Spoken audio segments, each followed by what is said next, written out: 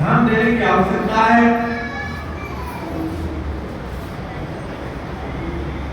और कहा गया कि बिना गुरु के कल्याण होना भी नहीं है, गुरु भी होना बहुत ही जरूरी है। कि जीव का कल्याण नहीं होता है, ये जन्म जन्मांतरों का भटका हुआ जीव, इसको अगर जो आज गुरु की प्राप्ति हो जाए तो देखिए जितने भी इतने दुष्कर्म किए हो, पाप किए हो, तो सारे के सारे नष्ट हो जाएंगे। क्योंकि हमारे शास्त्रों में कहा है, उन्होंने कहा है कि जिस प्रकार से सूर्य की किरण आते ही अंधकार को नष्ट कर देती है, इसी प्रकार से जब किसी गुरु की प्राप्ति हो जाती है, सद्गुरु की प्राप्ति जब हो जाती है, तो तीनों तापों का हरण हो जाता है। जो दैहिक दैविक और भौतिक के तीन ताप होते हैं, इन तीनों तापों का हरण हो जाता है। जैसे बहुत बड़े घास के ढेर को एक छोटी सी आग की चिंगारी भस्म कर देती है, उसी प्रकार से जो हमारे जन्म जन्मांतरों के किए हुए पाप हैं, सद्गुरु की प्राप्ति होते ही वो सारे के सारे नष्ट हो जाते हैं। इसलिए हम सभी संतों के लिए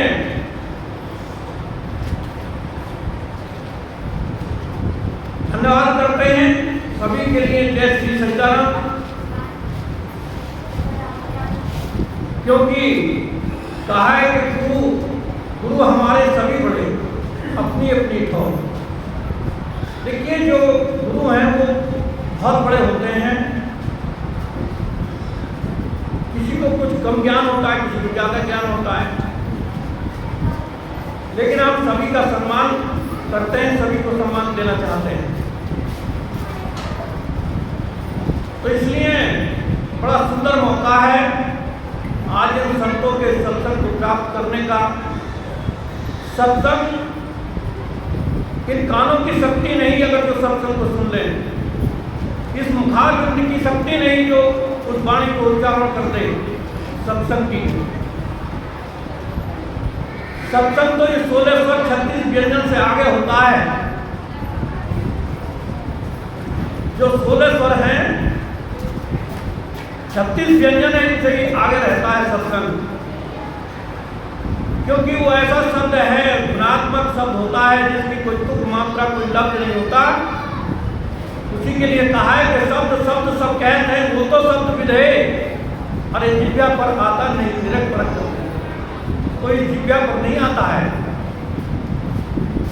इसलिए उस शब्द को जपने का मौका प्राप्त हुआ है। अगर जो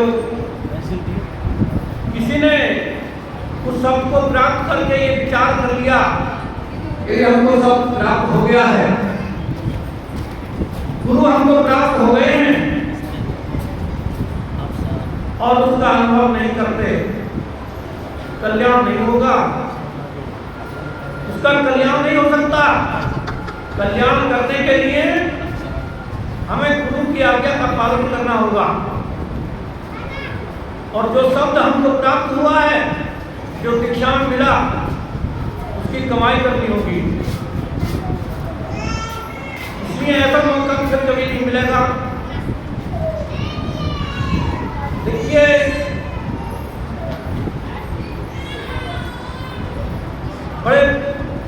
बहुत बड़े बड़े तीर्थों पे जाता है, मंदिरों में जाता है, गया, गोदावरी, हरिद्वार, जगन्नाथ, रामेश्वर, केदारनाथ, शिमला, 4 धाम, 84 68 तीर्थों में पहुंचता है, लेकिन वहां पर जाकर के कल्याण मार्ग प्राप्त नहीं हो सकता है। कल्याण मार्ग जब प्राप्त होगा तो इन संतों के पास जाने से ही होगा, और ये सब कुछ तेरे पास मिल जाएगा, कहीं जाने की आवश्यकता भी नहीं है। इसलिए बड़ा सुंदर मौका है, क्योंकि हमारे शास्त्रों में भी आता है, कहा है कि मुद मंगल में संत समाजू, जग जंगम में तीरथ राजू। देखिए ये जो हमारा संतों का समाज, ये सब तीर्थों का तीर्थ राज, ये जितने भी बहते हुए तीर्थ है, इन सब का राजा है, प्रत्यक्ष में फल देने वाला है। क्योंकि ये जो संतों का सत्संग होता है, ये प्रत्यक्ष में फल दे देता है, लेकिन देता कब है? मंजन फल पेखे तत्काला। इसको, इसका जो मंजन करता है, जो उस नाम में रमण करता है, उसको तत्काल ही फल प्राप्त हो जाता है। जो कौवे रूपी मनुष्य होते हैं वो कोयल की पदवी को प्राप्त कर लेते हैं, जो बगले रूपी मनुष्य होते हैं वो उस हंस की पदवी को प्राप्त कर लेते हैं। जिस हंस की पदवी को प्राप्त करके वैकुंठ धाम को प्राप्त कर लेता है, उसको प्राप्त करने का मौका आज ही प्राप्त हुआ है, फिर कभी नहीं होगा, किसी योनि में नहीं मिलेगा। आज ये मनुष्य का शरीर हमारे लिए प्राप्त हुआ है, इसलिए इसमें ही कर लो जो भी कुछ करना है। इसलिए देखिए, थोड़ा समय है, ज़्यादा समय नहीं है, समय का अभाव है, इसलिए एक शब्द में बताते चले।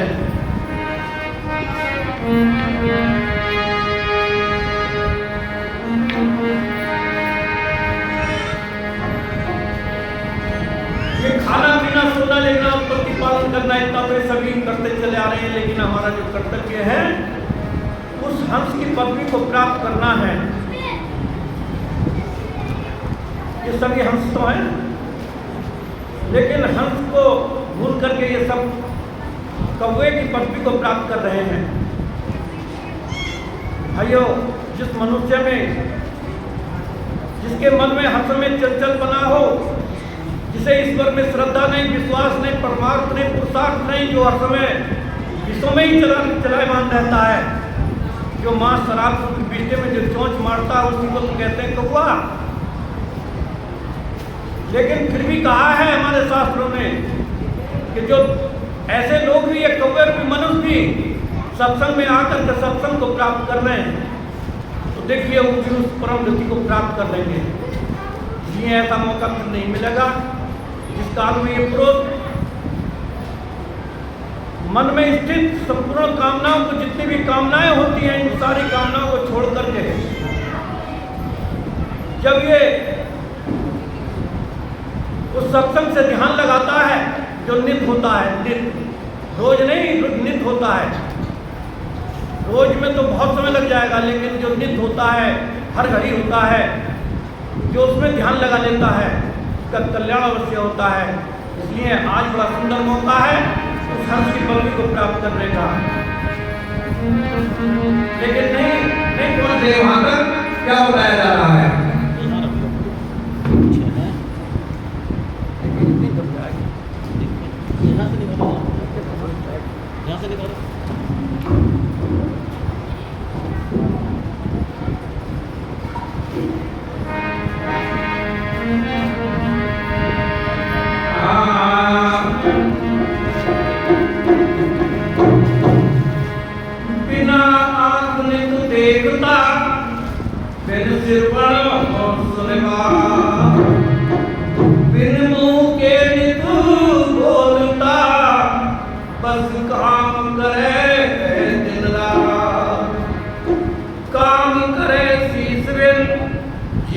अविनाशी है, अरे बिन रसना रसूले तू बैठन पहुंचे काशी है।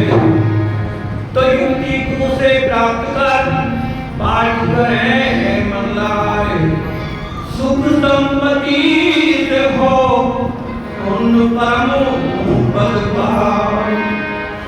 ध्यान मूलम एकात्मा, महामूलम सब्रह्म, पूजा मूलम साकार सद्गुरु, मोक्ष मूलम गुरुर्मुक्ति, भक्ति मूलम संत सत्संग, शांति मूलम सद्त्याग, विचार मूलम परम भक्ति, लक्ष्य मूलम सार सोहम।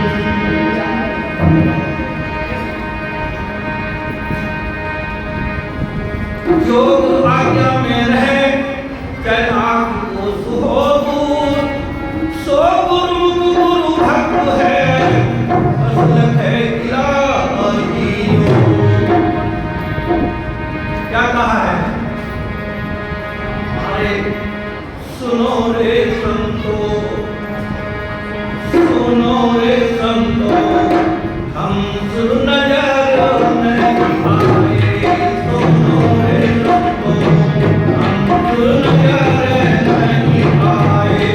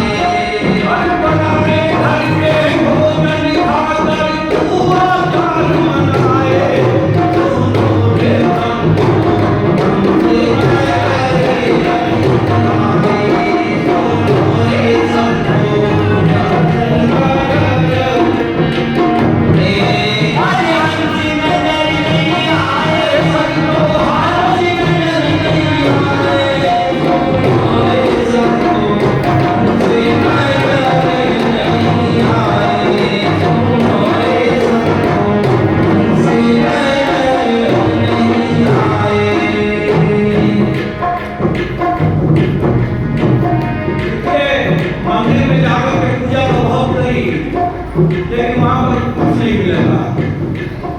मूर्तियों पर जो विश्वास करता है उसका सारा जीवन ही व्यर्थ चला जाता है, क्योंकि जो हमारे देवता हैं वो माता पिता होते हैं, हमारे गुरु होते हैं हमारे। देखिए जो देवताओं की पूजा करता है उनमें श्रद्धा रखता है, विश्वास करता है, उनमें उसका कल्याण हो जाता है, उसको सब कुछ प्राप्त भी हो जाता है, क्योंकि वो हमारे असली देवता हैं। वो देते ही सब कुछ है और बताते भी सब कुछ है। किसी अच्छी से अच्छी मूर्ति को पास में खड़ा कर लिया जाए और पिता अगर उसके पास में बैठा हो, दोनों से रिक्वेस्ट की जाए कि हमको 100 रुपए दे दो, 500 रुपए की आवश्यकता है, हमको पैसे दे दो। देखिए पिता की जेब में अगर कोई पैसे हैं तो खड्डे से निकाल के दे देगा, और मूर्ति से चाहे कितनी समय तक तुम कितनी कुछ भी कह रहे नहीं मिलेगा, एक पैसा नहीं मिलेगा वहां से। इसलिए बात को तो समझ लो, इन संतों की बातों को समझ लो, लेकिन कितने तो जाकर के जंगल में जाकर के भटकते हैं, तब करते हैं तब, लेकिन तब तो आपका ये हो ही रहा है। देखिए अपने सारे काम को छोड़ करके जो यहाँ पर आकर के सत्संग में आकर के बैठ कर के संतों की जो वाणी को सुन रहा है, उसका ये तप हो रहा है, ये तप हो रहा है उसका। हमारे शास्त्र भी कहते हैं ऐसा में विद्या पवन निदानम ज्ञानम नसीलम गुणम ते मृत्यों का भूमि भरपूरा मनुष्य रूपेण निर्यास करती। जिसने मनुष्य का शरीर प्राप्त करके विद्या प्राप्त ना की हो, विद्या प्राप्त शिक्षा से नहीं होती, शिक्षा की तो कई डिग्री ले लेता है, लेकिन उनसे विद्या प्राप्त नहीं होती है। विद्या प्राप्त तो संतों के यहाँ जाकर के होती है। जो संतों में श्रद्धा लेकर के जाता है तो विद्या पाकर के आ जाता है। जिसने श्रद्धा से संतों का सम्मान ना किया हो उसको विद्या वहां पर भी प्राप्त नहीं होती, चाहे वो कितने सही समय शब्दों के पास में रहा हूं। तो इसलिए शब्दों की बात पर विश्वास न हो। ईसाम ने लिखा तपो निदानम, अरे तब तो आपका ये हो ही रहा है, लेकिन तब करता है जंगल में जाकर के जेल की दोपहरी में 2000 चूल्हे लगा करके बैठता है, उसके अंदर बैठ जाता है बीच में जाकर, उसको मांगता है तब चाहे वो पूरा भी कभी मिल जाए, लेकिन वहां पर कुछ मिलने वाला नहीं है। अरे मिलेगा जब तेरे पास में मिलेगा, कहीं भी नहीं मिलेगा। तो इसलिए क्या बताया, आर्पण में जाकर कहीं तपस्या तन को खूब जलाए, आर्पण में जाकर कहीं तपस्या तन को खूब जलाए, आर्पण में जाकर कहीं तपस्या तन को खूब जलाए, आर्पण में जाकर कहीं तपस्या तन को खूब जलाए। अरे जिंदगी की तुम्हारी जीवन में मन बस में ना आए, सुनो रे संतो हम सुना जागे नहीं आए, सुनो रे संतो हमसे नहीं आए, सुनो रे संतो हमसे नहीं आए। अरे हमसे नहीं आए भक्तो हमसे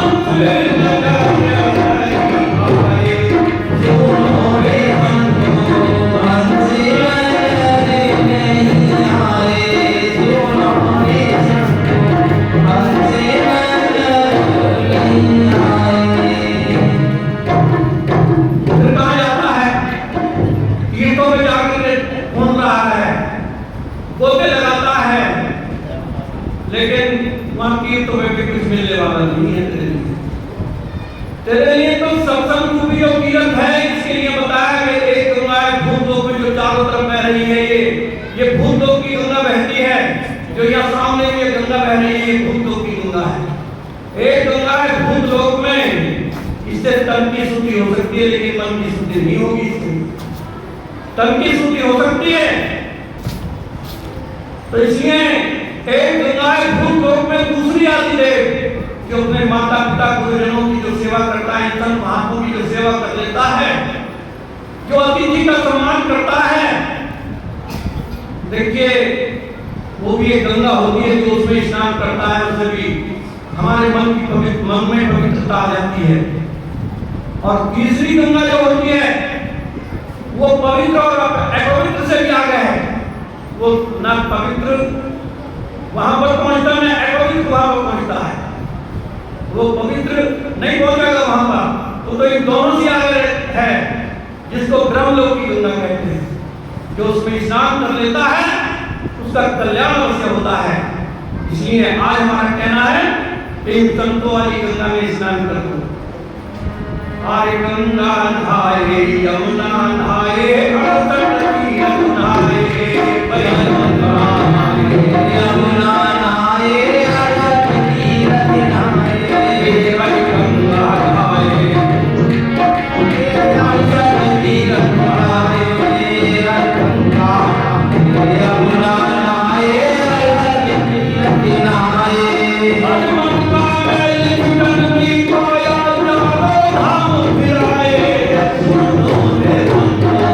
हम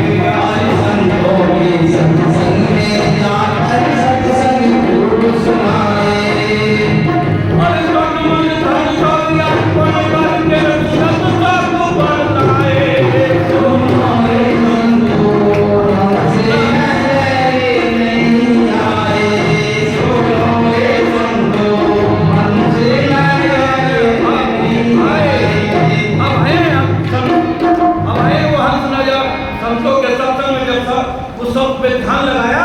अच्छा। देखिए वो हंस नजर आए संतों के सत्संग में कहीं नहीं मिले। और फिर क्या हुआ? फिर तो देखिए अरे बिना बीज का दक्ष देखा बात नजर नहीं आए।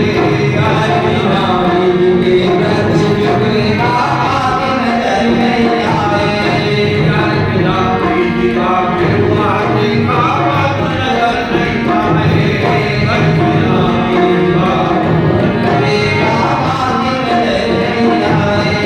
और सतगुरु मेरे पिया तारा ताही के फल खाए। सुनो रे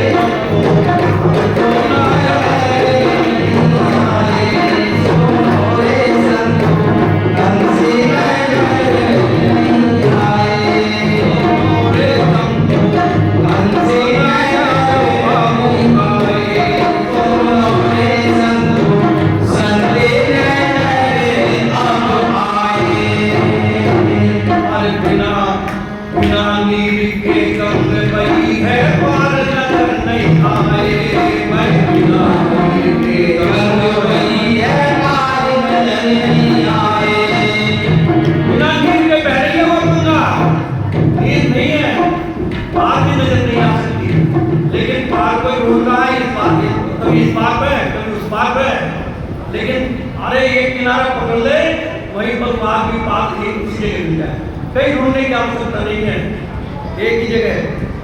तो देखिए बताया जा रहा है तात मिले दिमाग मिले सुधार मिले युक्ति सुधाई राज मिले गजबाज मिले संसार मिले मनमांचित फल पाई लोक मिले सुलोक मिले विलोक मिले वैकुंठ में जाई। अरे सुंदर और सभी सुख मिले लेकिन एक संत समागम ये जो संतों का समागम है ये फिर नहीं मिला। आज मिल रहा है मिलने वाला नहीं है। इसलिए कहते हैं कह जाते हैं कहे बजाए ढोल। अरे सांस खाली जाते हैं 3 लोग का। ऐसे में ही बोलता एक सांस जो जाए और 14 लोग तब पड़ते रहता है धूल मिला। अरे क्यों इस सांस को धूल मिलाता है? सांस का नाम जपते उस परम पिता परमात्मा का सांस का नाम जपते अगर जो तू कल्याण चाहता है फिर ऐसा मौका नहीं मिलेगा। पानी को काम दिया जा रहा है। बोलिए श्री सतगुरुदेव महाराज की जय। बोले सच्चे दरबार की जय। बोले सनातन धर्म की जय। बोले मानव पिता गुरुदेव की जय। साथियों अभी हम सुन रहे थे महात्मा श्री दयानंद जी को। उन्होंने ज्ञान के वैभव में गोता लगाने के लिए हमको प्रेरित किया है। हम अवश्य अपने गुरुदेव के वचनों का पालन करें, ये हमारा निश्चय है। जब तक हमारा निश्चय सही नहीं होगा तब तक हम उस मंदिर को प्राप्त नहीं कर सकते। संजय हमको समझा रहे हैं और हमको इनकी बात को मानकर अपनी दशा और दशा सभी बदल देनी चाहिए।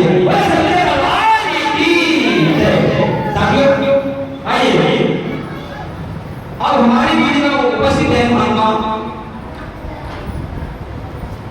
जिन्होंने महा आनंद को प्राप्त किया है। आनंद समझते हैं? आनंद से भी क्यों परे है महा आनंद। महा आनंद को प्राप्त करके उस महा आनंद की वर्षा करने के लिए हमारे बीच में उपस्थित हैं। जोरदार तालियों के साथ स्वागत कीजिएगा महात्मा श्री महानंद जी। बोले सच्चे दरबार की जय। एक बात और महाराज जी का चैनल में है यूट्यूब पे आप सर्च करोगे तो महानंद